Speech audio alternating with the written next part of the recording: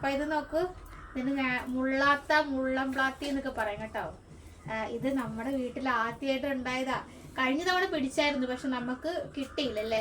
പറിക്കുന്ന ഒരു പിന്നെ കാണാതെ പോയി കൊണ്ടുപോയി.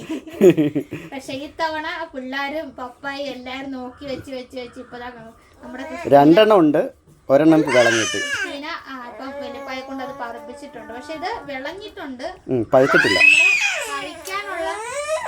കഴിക്കാനുള്ള ഇതിലായിട്ടില്ല കേട്ടോ. നമ്മുടെ ഇതിൽ ആദ്യമായിട്ട് കേട്ടോ. നമ്മള് പണ്ട് ഓച്ചിറ വാടകയ്ക്ക് താമസിച്ചപ്പോൾ ഒരു തവണ ആ വീട്ടിലുണ്ടായിരുന്നു, അങ്ങനെ കഴിച്ചിട്ടുണ്ട്. പ്രഗ്നന്റ് ആയ സമയത്ത്. പക്ഷെ പേഴ്സണലി പറയുവാണെങ്കിൽ ഇതിന്റെ ടേസ്റ്റ് എനിക്ക് ഇഷ്ടമല്ല. കാരണം വെച്ചാൽ പുളിപ്പ് കൂടുതലാണ്. എനിക്ക് ഭയങ്കര ഇഷ്ടമാണ്. ഇച്ചാൻ അന്ന് മൊത്തം കഴിച്ച സത്യമായിട്ട്. അന്ന് ഇവരൊന്നും ഇവിടെ ഇല്ലായിരുന്നല്ലോ, അല്ല അടുത്തില്ലായിരുന്നല്ലോ.